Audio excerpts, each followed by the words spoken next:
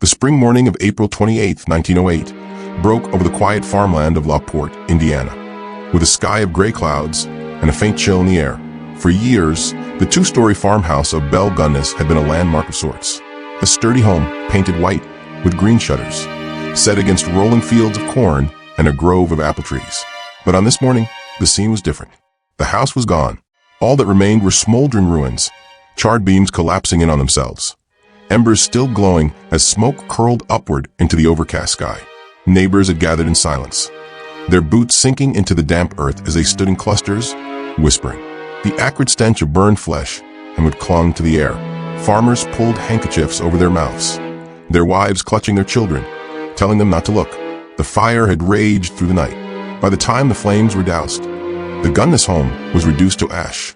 Inside, searchers expected to find the remains of Belle Gunness and her 3 foster children, Myrtle, age 11, Lucy, age 9, and Philip, age 5. And they did, or so it first appeared. In the wreckage, a woman's body was discovered. But this corpse was strange. The torso was badly burned, its arms and head missing.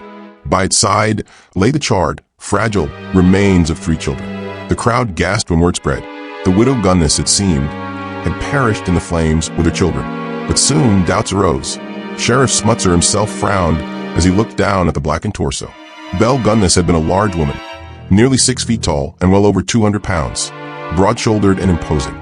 Yet this body, even without limbs or head, was too small, too slight, too wrong. The first whispers began. Maybe it isn't her. Maybe she escaped. Maybe she planned this. The fire was not the only horror to come. As the men sifted through the ashes, their eyes were drawn to something peculiar. Patches of freshly disturbed soil near the hog pen, the orchard, and beneath a chicken coop. Shovels bit into the earth. At first, they struck only roots and clay. Then something solid, something wrong. A gloved hand clawed into the dirt and pulled back, revealing the gray curve of a human arm, stiff and twisted, its skin peeling with decay. Gasps and cries rang out. Women fainted. Men cursed under their breath. The digging continued. 1 body became 2. 2 became 4. Soon, the men were dragging up sacks of dismembered remains, torsos, limbs, heads, some hacked crudely, others stuffed into burlap like refuse. The pile grew higher and higher.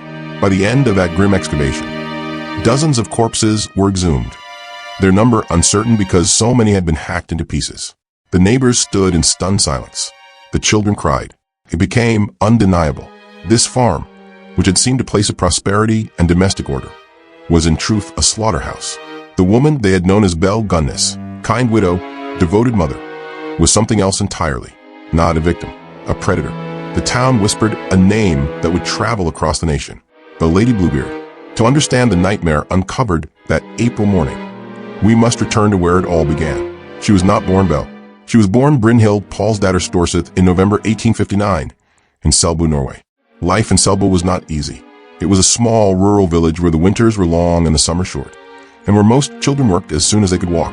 Brynhild's father, a stonemason, struggled to provide for his large family. The Storseth children knew the taste of hunger, the burn of cold, and the fatigue of endless labor. But Brynhild was different. Even as a girl, she was large, strong, and commanding. By her teens, she towered over her peers, her hands calloused from fieldwork. Beneath her broad face and dark eyes, something colder lurked. A detachment, a calculating stillness that would later become her trademark. At 23, like thousands of Norwegians seeking a better life, she left her homeland. In 1881, she boarded a ship bound for America. When she stepped off in Chicago, she shed her old name and became Belle. Chicago in the 1880s was a city of smoke and steel, its air heavy with soot, its streets teeming with immigrants chasing dreams of fortune. Belle found work as a servant, scrubbing floors and washing dishes. But she was ambitious. She wanted more. Soon, she met Mad Sorensen, a fellow Norwegian. They married in 1884 and opened a small candy store. But the business failed.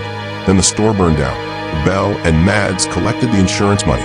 It would not be the last time fire or money would follow tragedy in Belle's life. In 1900, Mads himself died suddenly. The doctor was uncertain. Was it heart failure or strychnine poisoning? No autopsy was performed.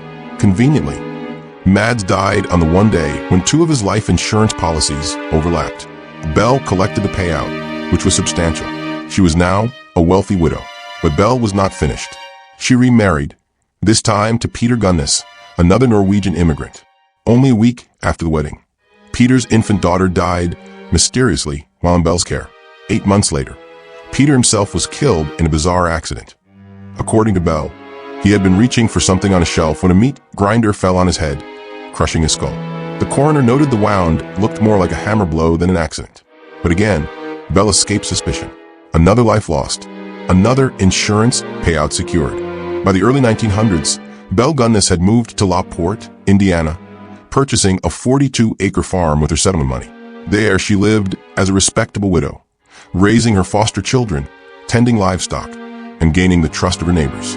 But behind closed doors, she was crafting a new, more efficient method of killing. On her farm, Belle perfected her system. She began placing Lonely Hearts advertisements in Norwegian-language newspapers across the Midwest. Her words were carefully chosen. Comely widow, owner of large farm in Indiana, wishes to make acquaintance of gentlemen of means. Object, matrimony. To the lonely immigrant farmer, Belle's ad was irresistible. A chance for love, land, and a fresh start in America. Letters poured in. Belle responded warmly, inviting the men to visit her in Lockport, but always with one stipulation. They must bring their savings and cash, sell their farms, their property, their possessions. Bring everything. One by one, men arrived at the Gunnes farm. Neighbors saw them. A man stepping off the train. A man lugging a heavy trunk. A man shaking Belle's hand at her gate. And then nothing. The men were never seen again. Belle explained it away easily. The suitors had left, changed their minds, moved west. Who could argue? These were bachelors, often estranged from family, far from home. But in truth, Belle had perfected her slaughter. A welcoming meal, a drink, perhaps laced with chloroform or strychnine, or a sudden hammer blow to the head. Once dead, the men were dragged to the cellar, stripped, dismembered, and buried in shallow graves around the farm. Some were fed to her hogs. Their bones later found cracked and scattered in the muck. The Gunnes farm was not home. It was a trap. For years, Belle thrived. Suitors came and vanished. Insurance money grew. Neighbors whispered, but she maintained her facade as a hard-working, grieving widow. But suspicions began to grow. Letters from angry families arrived. Where's my son? Why has he not written? Belle dismissed them coldly, saying the men had abandoned her or moved on. Yet one man's disappearance would bring everything crashing down. Andrew Helgelian, a Norwegian bachelor from South Dakota, answered Belle's ad. He sold his land and came to Lockport in 1908. Weeks passed. His brother, Assel, grew worried. He wrote to Belle. She replied coldly. Andrew had left. Assel did not believe her. He pressed authorities, demanding they investigate the farm. Before police could act, the farmhouse went up in flames. Whether Belle set it herself to escape or whether the fire was accidental remains unknown. But when the ashes cooled and the digging began, her entire empire of murder was exposed. By the end of the first week, the authorities had unearthed the remains of at least 11 men, though some estimates reached over 40. Families came to Lockport, identifying rings, watches, and belongings from the pile of bones and ash. But one question overshadowed them all. Was the headless, armless body found in the ruins really Belle Gunnes? Or had she staged her death, slipping into the night while the town stared at the fire, leaving behind only a decoy corpse? Sightings of Belle were reported across the country for years, in Chicago, in Mississippi, even in Los Angeles. But she was never caught, and so the legend grew. The kindly widow with her orchard and children was, in truth, one of the most prolific killers America has ever known. But was she truly dead in Lockport? Or was the Lady Bluebeard still out there, vanishing into history, watching her story be told? The fire had revealed horrors beyond imagination. Bodies buried beneath the orchard, bones gnawed and broken, and a mystery body in the ashes. But amid the chaos, one man in particular knew exactly where to look. Assel Helgelian sat at his small farm table in South Dakota, staring at a stack of letters written in a feminine hand. They were from Belle Gunnes, dozens of them, some tender, some businesslike, all promising the same dream, a future together on her farm in Indiana. His brother Andrew had answered Belle's ad. He had sold his land, liquidated his savings, and boarded a train with $2,900 in cash, a small fortune in 1908. Now, Andrew was gone. No letters, no visits, no word at all. Belle's last letter to Assel had been curt. She claimed Andrew had left suddenly, taking all his money with him. But Assel knew better. Andrew was not a man to vanish without explanation. Something was wrong. When the fire consumed Belle's house only weeks later, Assel packed those letters and carried them to the Lawport sheriff. It was those letters, and his refusal to stop searching, that forced authorities to dig deeper into Belle's farm. And with every shovelful of earth they turned, the secrets of the Lady Bluebeard spilled out. Before Andrew, there were others, many others. Men came from across the Midwest to answer Belle's advertisements. Some were Norwegian immigrants like herself. Others were American-born. Many were widowers seeking companionship. All were men with money. Money Belle made sure they brought in cash. Their names filled the missing persons lists of the time. Olaf Lindblom, Ole Budberg, a John Moe, Henry Gerhold, and dozens more. Neighbors remembered seeing them arrive, a suitcase in hand, hope in their eyes. They'd share a meal, smile as Belle welcomed them at the porch, perhaps meet her children. Then the next day gone, when relatives wrote to ask questions, Belle was always ready with an excuse. They had gone west.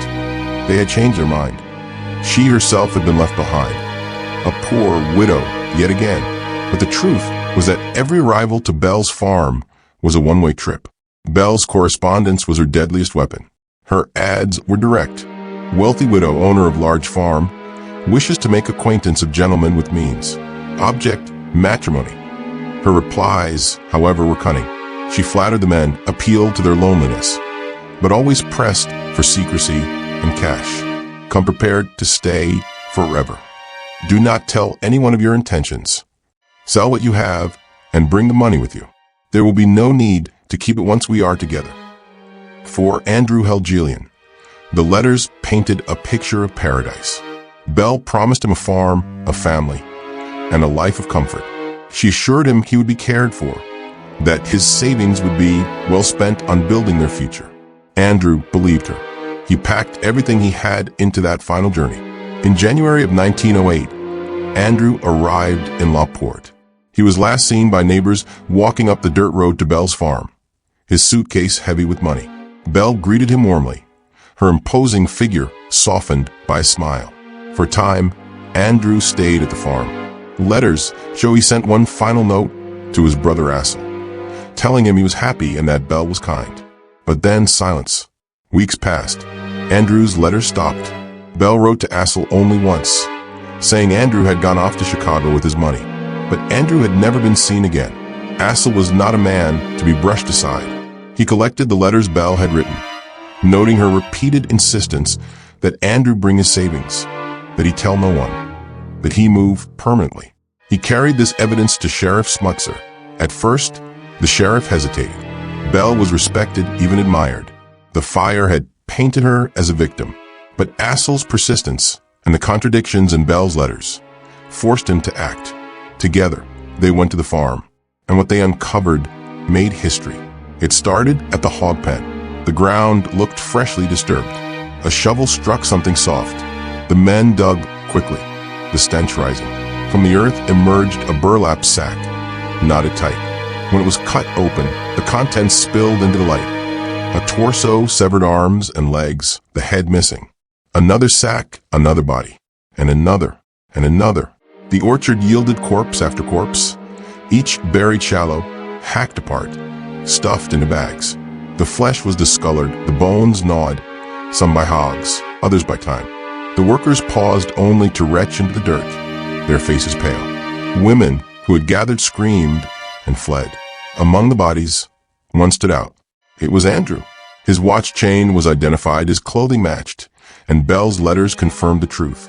Andrew Helgelian, the man who had trusted Belle, had been her final known victim. But his death had brought her empire of murder crashing down. News of the discovery spread like wildfire. Newspapers from Chicago to New York carried the headlines. Murder farm in Indiana. The female Bluebeard of Lawport. Woman slayer of 40 men. The public was horrified, yet fascinated. Never before had America seen such a case. A woman operating alone. who may have killed more people than Jack the Ripper. Cartoons depicted Belle as a monstrous ogre, luring men into her web.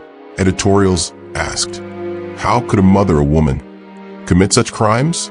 The count of victims rose daily as more remains were uncovered. Estimates ranged from a dozen to more than 40. Families flocked to Lockport, desperate to know if their missing sons had been among Belle's suitors. Yet the biggest mystery remained. The body found in the ashes, the woman's headless torso, did not match Belle's size. The teeth were examined, but without a head, identification was impossible. Some claimed the body belonged to a housekeeper Belle had hired days earlier. Others believed Belle herself had staged the fire, planted a corpse, and slipped away into the night. Sightings were reported everywhere. In Chicago, a tall woman resembling Belle was seen boarding a train. In Mississippi, a farmer swore she worked on his land under a false name. In Los Angeles, a woman accused of poisoning a man was thought to be her, but none were ever proven. Did Belle Gunness die in the fire of 1908? Or did she vanish into shadows, leaving her legend to grow? Her true body count forever unknown? One thing is certain. In the black soil of Lockport, the echoes of her crimes remain, long cold. But the shadow of Belle Gunness lingered. In Lockport, whispers filled every corner of town. Farmers at the market muttered about the orchard graves. Children dared each other to walk past the farm's blackened ruins at night. Women crossed themselves, fearing the devil had lived among them in plain sight. The official death toll climbed. Some said 11, others said 20. Rumors stretched to 40 or more. But one number haunted everyone. One, the missing woman, the headless corpse that didn't match.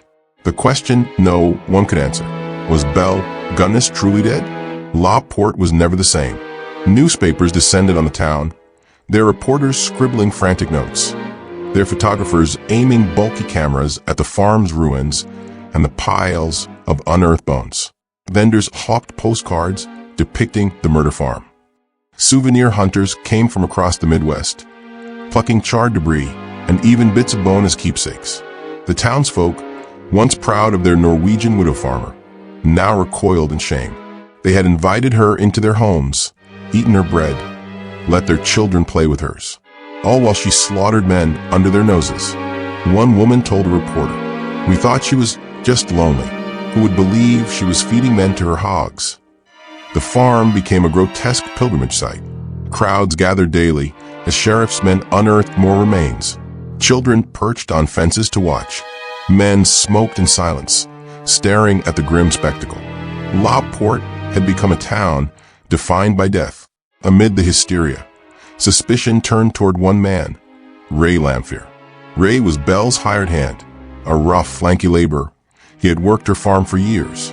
Rumors said he was also her lover, though Belle denied it. Ray was devoted, jealous, and often drunk.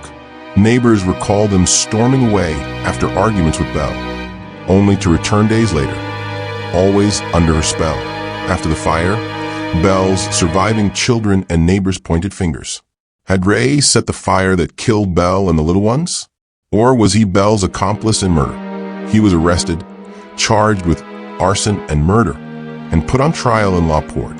The courtroom overflowed with townsfolk eager to hear the farmhand's fate. Witnesses described his rages, his obsession with Belle, his strange behavior after the fire. But the evidence was thin. In the end, Ray was convicted of arson, but acquitted of murder. He was sentenced to prison, where he would die of tuberculosis only a year later. But before his death, he made a shocking claim. On his deathbed, Ray confessed that Belle had told him of her murders. He described her methods in chilling detail, how she drugged her victims, how she hacked their bodies apart, how she buried them under the orchard. And he insisted that on the night of the fire, Belle had not died.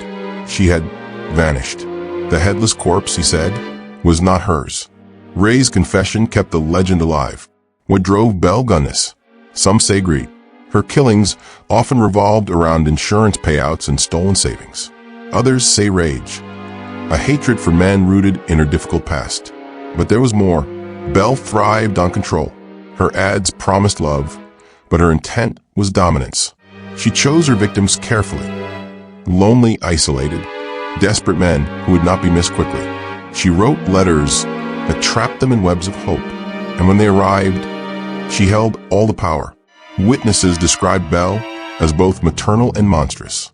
She baked bread, tended gardens, and raised children, yet she wielded a cleaver with cold efficiency, reducing human bodies to butchered parts.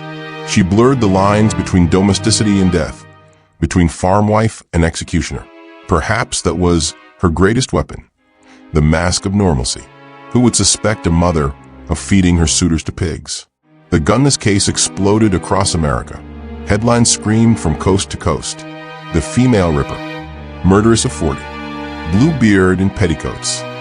Newspapers published the letters Belle had sent her victims, shocking the public with their blunt demands for money. Editorial cartoons showed her wielding axes, luring men like flies. Circuses and sideshows cashed in, with exhibits displaying Belle Gunness relics, some real, some fabricated. The public couldn't look away. For the first time, America confronted the idea of a female serial killer of massive scale. It was almost unthinkable, and perhaps that was why Belle's story endured. She was an aberration, a mother, a widow, a woman, who had killed with the coldness of any man. But one question eclipsed all the others. Did Belle Gunness die in 1908, or did she escape? Theories abounded.